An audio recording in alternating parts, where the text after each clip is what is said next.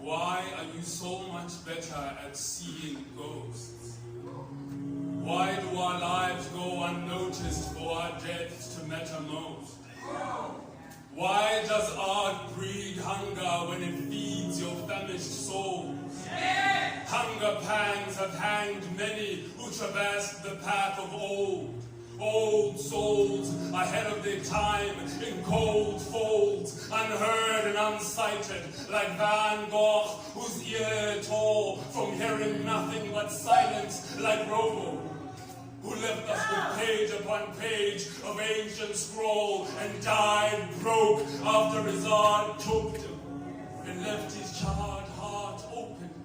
A giant who fell hard after his heart failed from hoping, from coping, from groping in the dark and finding nothing in the kingdom of lone kings, in search of tokens, in sight of omens that speak of how martyrs can never die, went back to the skies from whence they were chosen.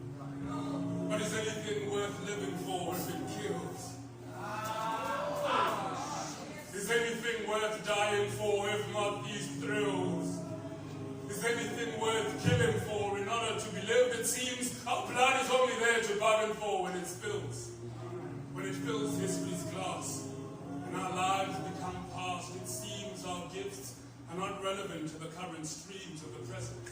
For our present is a series of tensions with our parents who speak of job and jab away at our purpose on this planet. We are God's descendants, but deity can only be when deceased. That's why Jesus had to die. That's why Van Gogh had to go. That's why Romo said goodbye. That's why many a great genius went unseen until posthumous glow, until the rest of the world caught up with sentient being, vagrant light beam, who built himself a storm for hope. Self-destruction is the only instruction the body is given by a tired soul. What else is there for an invisible needle to sew, if not the very garment of death? There are kings that walk the street with blistered feet. There are queens that carry crowns that can't be seen. There's a royalty with empty thrones that envy seats. There's a pocket that prays for payment and a pattern of old receipts. There's recognition waiting in a grave for the one who was born complete. Whoever said life is for the living was of a dying breed. There's a dying breed. The air is said to be too thin when a giant breathes. There are lungs that can't compete. We bear the tongue through which the future speaks, but too few ears are close enough for the melodies to reach. The sermon is too early for the things we preach. All that's left to do is to sing your song and leave. The message of the bonnet is always found when driven ashore the ocean of time by those who could see. Some songs were sung by ancient tongues and are still on their way to set us free. Light years are troubled by light beings to bring us what tomorrow keeps. But too few are ready to part with their sleep. And so alarm clocks are exiled to never be heard or seen. The sun has sent another dawn, but the world ignores its screams. The light has left us letters drawn on the wooden floors of our dreams. A dream died last night. It slit its own throat to strike back at life. The pen always paved the way towards the knife. What else is there to live for when you've written yourself into strife? When you've painted yourself from the inside? When eating paint for lack of bread and drinking ink for lack of wine? When barely making ends meet, you start to separate yourself from time, trying to map out a path away from the planet paved with spines. They wave and smile good riddance, and then celebrate you as soon as you reach the sky. So how much greater a work of art can you create than that of dying? The air around me smells like death these days. I'm I'm starting to think the earth and I should part ways. So today could be the day I depart from this marred place. I could do better in outer space. Better words will come from me when I'm no longer living in disgrace. I'll pitch myself a tent and tend to crafting better days. Better ways to breathe without these tattered lungs. Clearer ways to speak without this tattered tongue. Take back this battered body and burn my broken bones.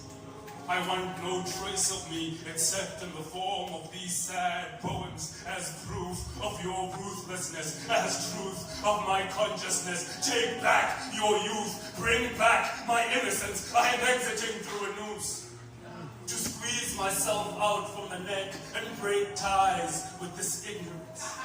Separate ties with time to break loose. Eternity has better sense.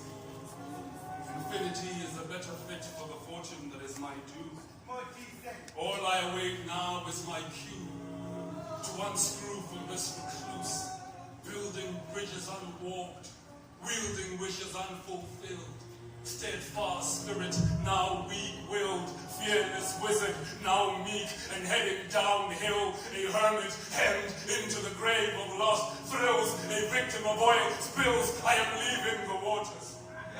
In here is a serpent that coils illness. Perhaps all it takes is for me to put a soul at the side of me that cares. I never thought I'd reach a point where everyone says they've seen the side of me that is scared, that is underprepared for this life, for climbing up a flight of endless disintegrating stairs, for falling mid-flight and fighting to grab a hold of something while still in midair. I'm invisible at the center of all your stairs. Your eyes cannot even hear how my heart yells to churn out these spells. They live and die inside of me, and it tells. I'm human as a consequence of something else. But something else never sounds. I'm as free as a dying bird that yearns to reconcile with its prison cells. At least there's food there. At least there's many of us. It's not so lonely when those around you seem to care. My friends feed me fire, but I am running out of air. My fairy feeds me fantasy, but all I need is for things to be fair. My dear love, you'll be better off without me. Stop following me into the grave of my dead dreams when yours still live. Let me loose and find your plenty. I will not blame you for what the world did. I know you think you helped me dig, but this bed I take alone to awaken to the life that you were given. There's no point to a famished love when the road is only meant for one pilgrim. The other only evicted from our home. I have led us into a prison, convicted for my poems. I will not do the same to our children. They are better off unmanifest and unknown to the system. They are better off locked in our chests in the warmth of our love and its incense. Mother, I am dying inside. The breath you gave me is soon to subside. Perhaps if I ask for your permission, it won't be suicide. I would like to go now. To reverse back into your womb and squeeze myself back to where I met with life. It is not that I am not grateful. I've just suffered too much and am ready to sit aside with the light. Mama, I think I've had my share. But please,